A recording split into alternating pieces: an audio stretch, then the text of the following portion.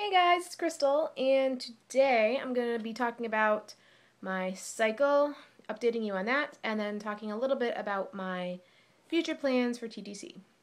So, as you know, if you watched my last video, I did do a pregnancy test and it was negative. So today, just as expected, it's cycle day 1. I knew it was coming just because the pregnancy test, but also my cycle, it works like clockwork, and I know when I ovulate without OPKs or temping, I can feel it, and then it's usually always on cycle day 15, usually. And then if I count 13 days after that, I always have a 13-day luteal phase. AF comes right on the dot, which is really frustrating just because my cycle works like clockwork, but we're not getting pregnant. So I know something's off hormonally. Something's just not right. So I do have a natural plan going forward for the next 3 months. I'll do another video about that more in detail. But I found very interesting this last cycle when I did do the pregnancy test. In times past, it would really devastate me to see that BFN. But in this time, it kind of prepared me for AF. Like, I took the test and I knew, okay, AF's coming. This wasn't our cycle. So today AF came, and I don't feel like as devastated as I have in the past 6 months when it came.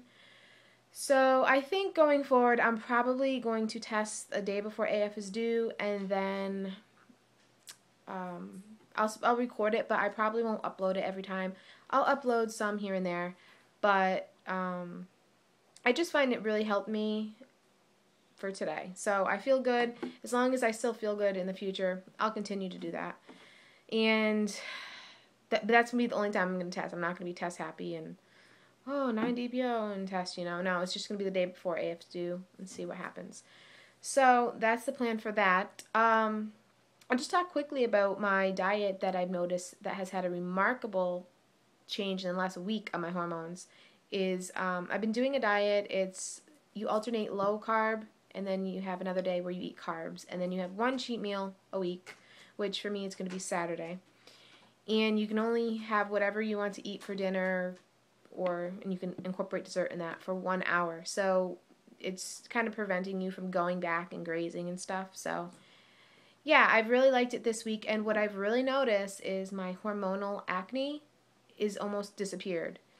Right now I'm not wearing makeup because I took the day off of work and I'm letting my skin breathe. So I was really impressed. I'm really excited because for anybody who's had acne, it makes you feel really low about yourself and disgusting, and your confidence goes down. So for that to have such a dramatic effect on my acne really impressed me. So I thought, if it's having that effect on the outside, what is it doing to the inside of my body? So I'm going to keep continuing to do this. I feel I can do this long term just because you are allowed a cheat meal and carbs, because when I say carbs, I mean things like potatoes, brown rice, everything gluten-free.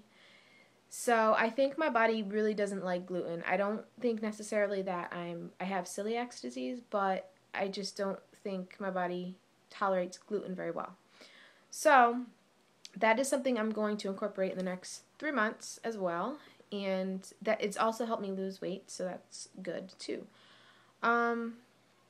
Yeah, but what I really want to focus on is incorporating all of my natural supplements. Before, I was taking Vitex, Maca, red raspberry leaf tea, things like that.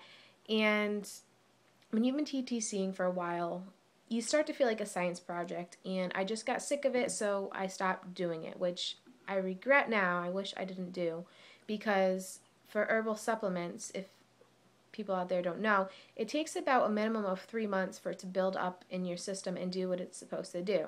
Now, when I do take Vitex, I do notice that it does work pretty quickly, but I guess for it to get the full effect and do what it's supposed to do in balancing your hormones, it needs to be in your system for a minimum of 3 months.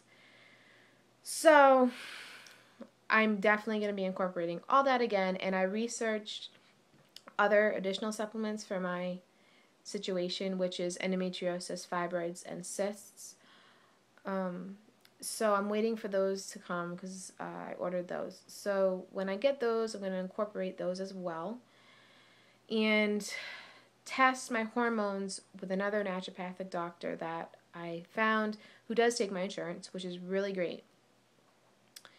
I have an appointment with that on the 13th of September. So I'm going to get a starting point, and then I'll probably test again in 3 months when I'm done doing kind of like this cleanse. Not really cleanse, but just trying to get everything hormonally correct using natural methods. In addition to that, I have bought some things like, this is Tom's deodorant. It's aluminum free. If anyone knows any better natural methods for like deodorant or say toothpaste, I got this Tom's. It's fluoride free toothpaste. If anyone knows any better products that gets the job done, let me know. But our skin is a huge organ that absorbs everything, and I'm trying to cut out as many toxic things as possible. I'm actually going to be ordering some really good shampoo that's non-toxic. It doesn't have paraffins and sulfates and all that. So I'm going to be getting that. And the last thing I'll talk about is I have fibroids and endometriosis, cysts, whatever. And I've been feeling like they've been coming back, and I've been having spotting, which I attribute to throwing out my natural supplements, and now my hormones are really out of whack, and it's coming back. So I researched over this week about natural things to shrink fibroids and cysts, and what I came up with was apple cider vinegar. So, and you need to get the organic, unfiltered raw kind, and I guess Bragg's is a really good brand. Mine's almost gone, as you can see, just because I make my own salad dressing from this. But anyways, what they say to do, and it even says on the back of this bottle, use 1 to 2 teaspoons in an 8-ounce glass of purified water, and to sweeten it, it says you can use either honey, blackstrap molasses, maple syrup, 100% maple syrup, or stevia. I've just been taking it, I started it today, I've just been taking it a teaspoon, I'm starting out a teaspoon and building up. A teaspoon in 8 ounces of water and drinking it, and it's not too bad. It's kind of weird, it takes a while to get used to, but it kind of reminds me of really bitter lemon. So it's not too bad, and it says you're supposed to do that 3 times a day. I'm probably going to start with 1 teaspoon, work up to 2, but yeah, everybody claims this is miracles for shrinking cysts and fibroids. So, more so with cysts, but fibroids people have mentioned a big improvement too. Some people claim adding the blackstrap molasses helps it. Some people say adding 1/4 of a teaspoon of baking soda with it helps it, but I'm just doing the straight up apple vinegar and see how that goes. Yeah, so I will let you all know after 3 months, or as the process goes along, as I do my updates, how things are going. But hopefully, fingers crossed, that this is the answer. Because if it's not, after 3 months, or after this year, the beginning of next year, we're going to be going to a fertility specialist, getting my husband tested, because he hasn't yet. I know. My whole family's like, why hasn't he gotten tested? No, why is it just you? Da, da, da. I don't want to push him, so he has agreed that he will get tested if nothing happens after this year. But I'm really hopeful that this will help me, and if I stay diligent in doing it, because the whole problem is not staying consistent, and I really want this baby. So I'm going to try and do all this, let you all know. If you got any questions, shoot me a comment, or yeah, just I need all your support, and hoping this will work. So until next time, I will talk to you later. Bye.